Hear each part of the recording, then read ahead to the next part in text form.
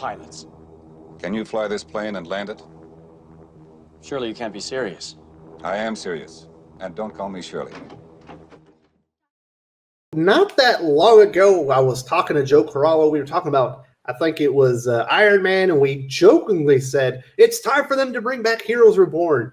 Well, it turns out the joke was on us. They are bringing back Heroes Reborn. We've had some details come out. Obviously, it's going to be Jason Aaron spitting out of the pages of his current Avengers run.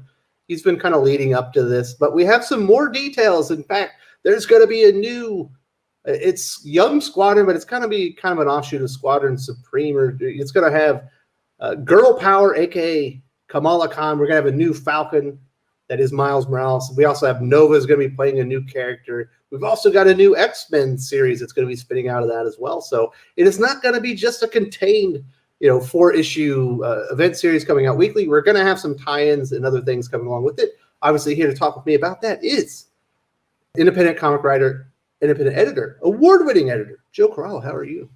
I'm all right, Wes. How are you? I'm doing good. It was funny. We talked about it. The next day they announced it. I was like, there you go. We thought it was ridiculous to suggest doing Heroes Reborn, but obviously C.B. Cebulski and the higher-ups at Marvel signed off on this, and they thought it was a good idea.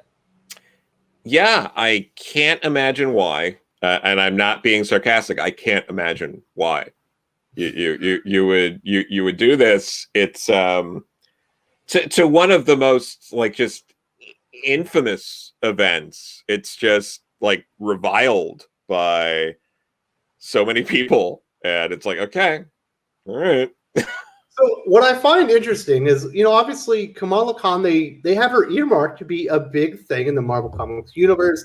She was an enormous part of the video games. We know, I believe she's coming out in Disney Plus on one of the shows, and then she's going to be in the MCU movies. It feels like they're sabotaging the character. We just talked about our Marvel sabotaging creators. It feels like maybe they're sabotaging the character here. Why would you rename her Girl Power? That's just going to annoy people.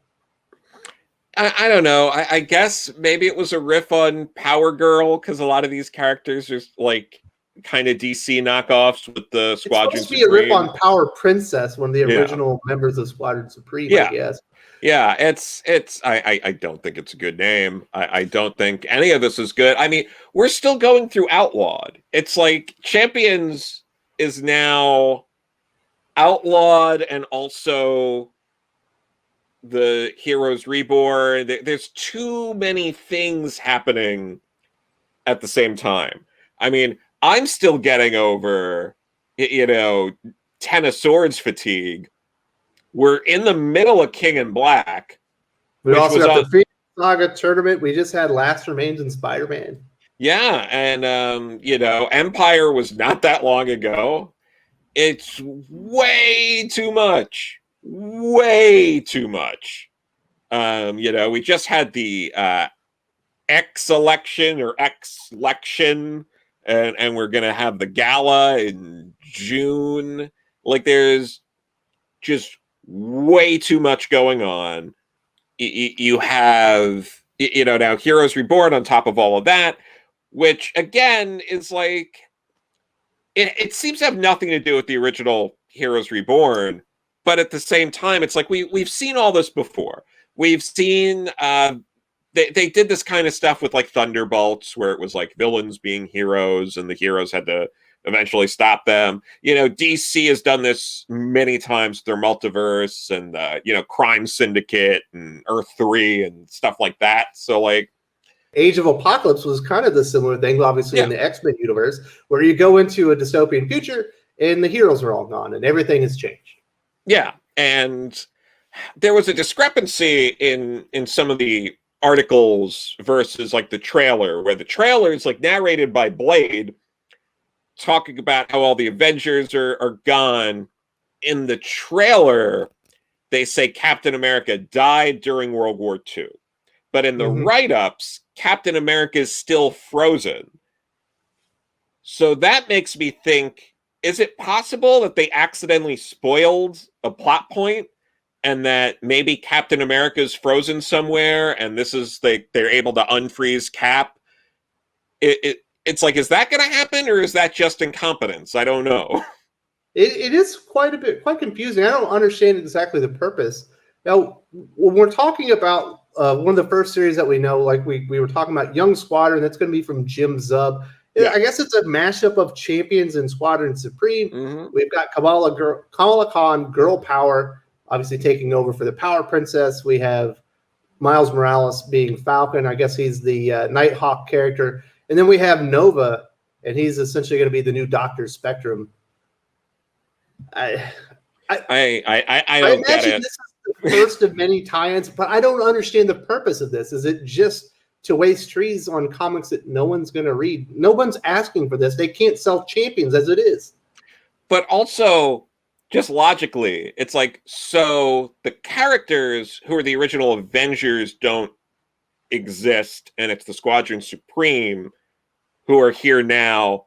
But for some reason, the young up-and-comers still exist and are the same and not different people. It's like there's like a lot of just like wires crossed and nonsense going on. And Deadpool is going to be in that comic. I guess he's going to be like the mentor, I think, to the same Alexander Nova character. Also feels like a weird fit. But like, why does Deadpool still exist in a world where just the Avengers don't exist? And why is, like, you know, I know we're going to get to it shortly, but like the X-Men stuff where it's like, why do some of these characters still exist and others are dead? And or not dead because they're going to rescue one. It's like, what the hell's going on? You know? And what's the implications on the wider Marvel universe? Does this mean there's going to be like a 1 month stop on all the regular series, kind of like what they did with Age of Apocalypse there for a while, where everything kind of stops and the series all change, or other things just going to keep going on like nothing happened? I imagine it's going to be like the latter. So what's the point of the event is what I'm really struggling with. But as you did mention, there is going to be an X-Men spinoff. It's called Magneto and the Mutant Force. If the Mutant Force sounds familiar, I believe that was an early incarnation of the Brotherhood of Evil Mutants, or Brotherhood of Mutants. I think those are some of the characters who were the original Mutant Force, were some of the characters in Sword #1 that we also reviewed together. Some of those characters, I think, like Peepers and a couple of the others, were in the original Mutant Force, which I think they fought Captain America of all characters. Not to be confused with Freedom Force, which was the new Brotherhood incarnation that Mystique led, that worked with the government. It gets very confusing very quickly. Yeah, we have Magneto. Obviously, he's going to be in a floating wheelchair, kind of like Charles Xavier in some incarnations of the X-Men. Obviously, this is going to be written by Steve Orlando with art by Bernard Chang. Obviously, they have this earmarked for better sales. It has a more high-profile creative team. Although I do think it'll get less buzz than the other one, just because I think everyone thinks that'll be a train wreck. But why would Magneto be in a wheelchair? They've done that already. They've done that already. They've done Magneto's the good guy now, and he's in a wheelchair for some reason. It's been done. It's but yeah, I mean, obviously, Steve Orlando was going to be writing an X book.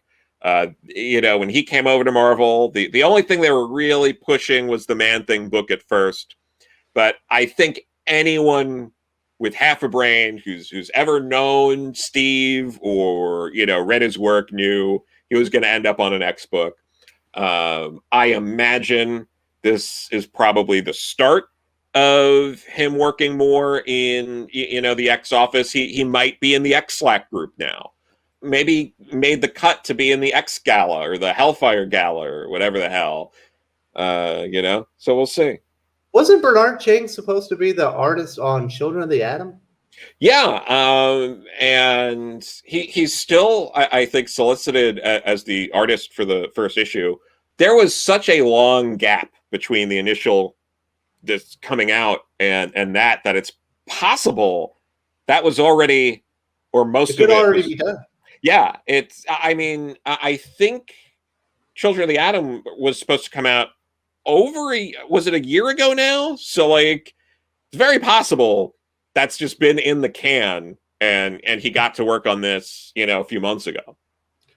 Very, very interesting stuff. Now, we all know this is going to be playing into the regular Heroes Reborn series. I think it's like a 4-issue, mini-series. It's going to be going on weekly, I believe, for the month of May.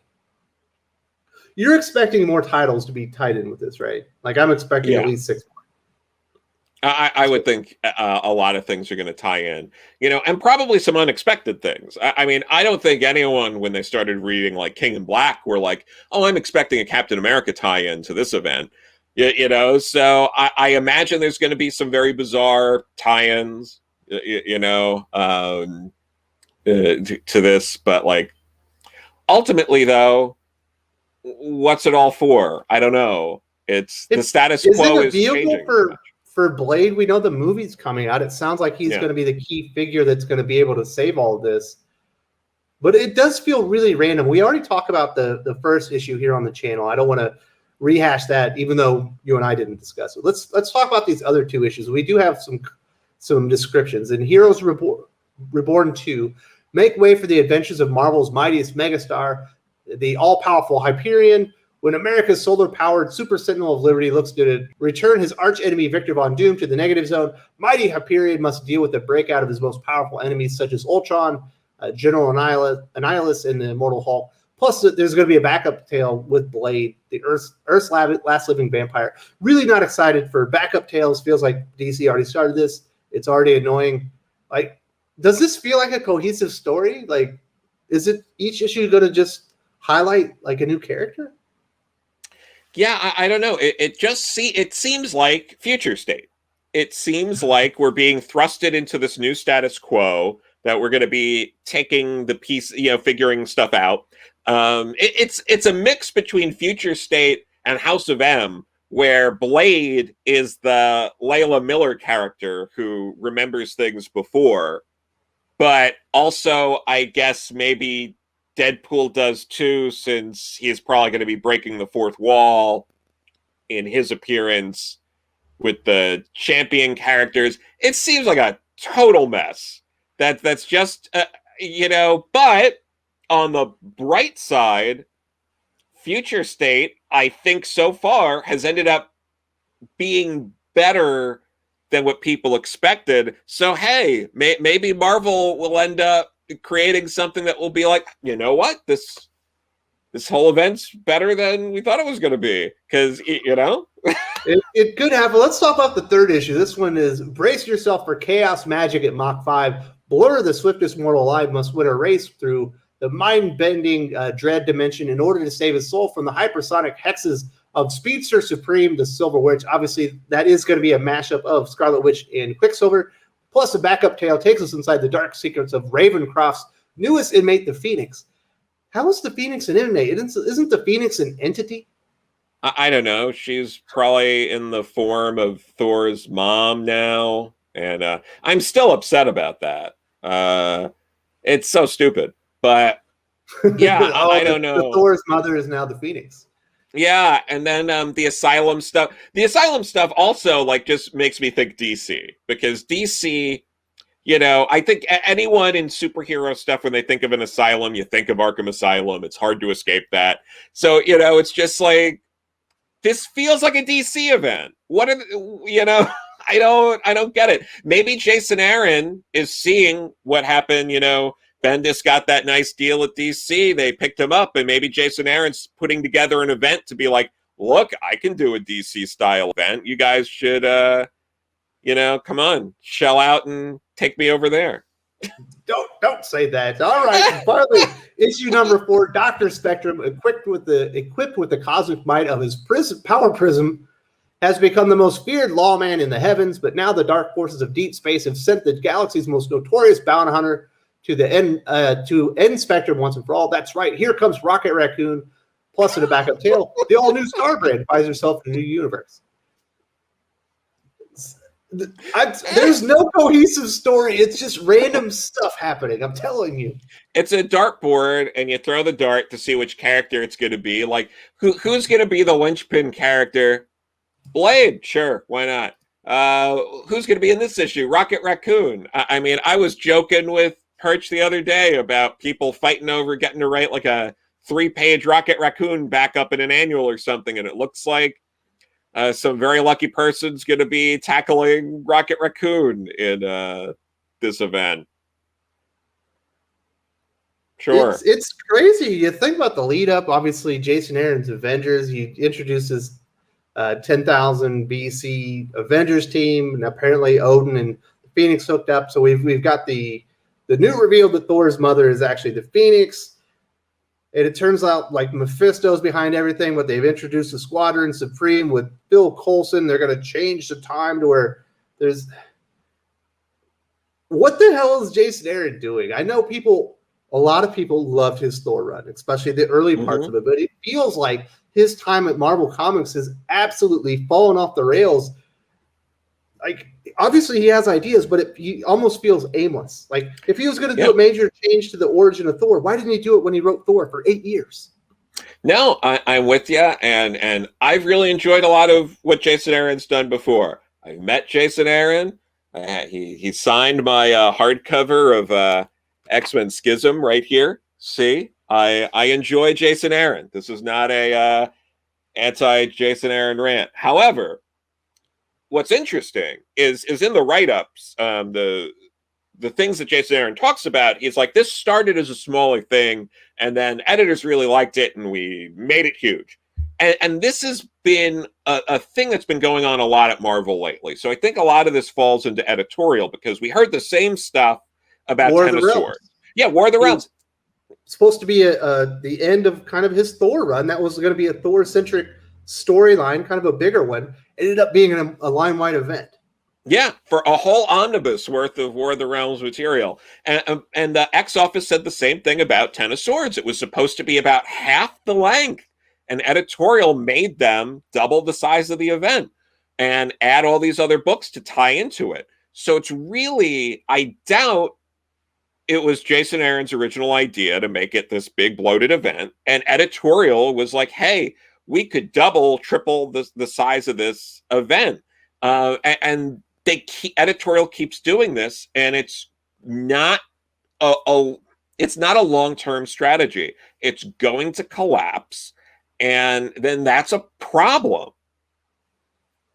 Absolutely, it is a problem. And one of the things though with Marvel, they do have some top-notch creators and everything, but they don't have so many great writers that you can do all these enormous events. Eventually you water everything down because you have so much stuff going on that it might be better to just tighten things up a bit and try and put your best foot forward. But it feels like Marvel is of the mindset that bigger is better. More is it's where it's at.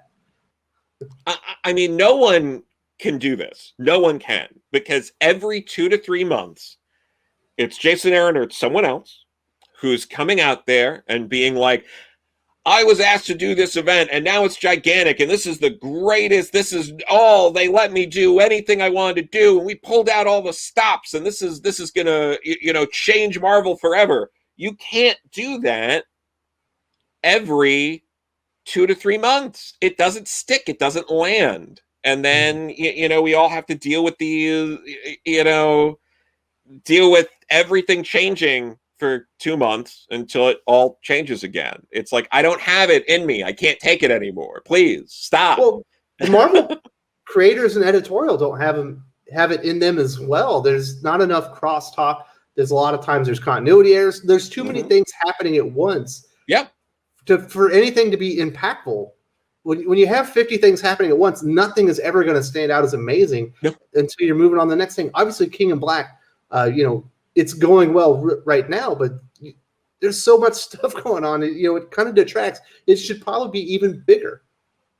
Yeah. No, absolutely. It's, let us all breathe after King in Black for a while. Don't put us through something like Heroes Reborn until later in the year at the earliest. But no, it's all happening in May. Marvel used to be you'd have a summer event and you had a winter event. And those were your 2 yearly events. But now it feels like it's a monthly event. And I don't see that changing. It doesn't stop because that event has all these tie-ins and spin-outs that go with it. We'll probably get like a Blade series spinning out of Heroes Reborn.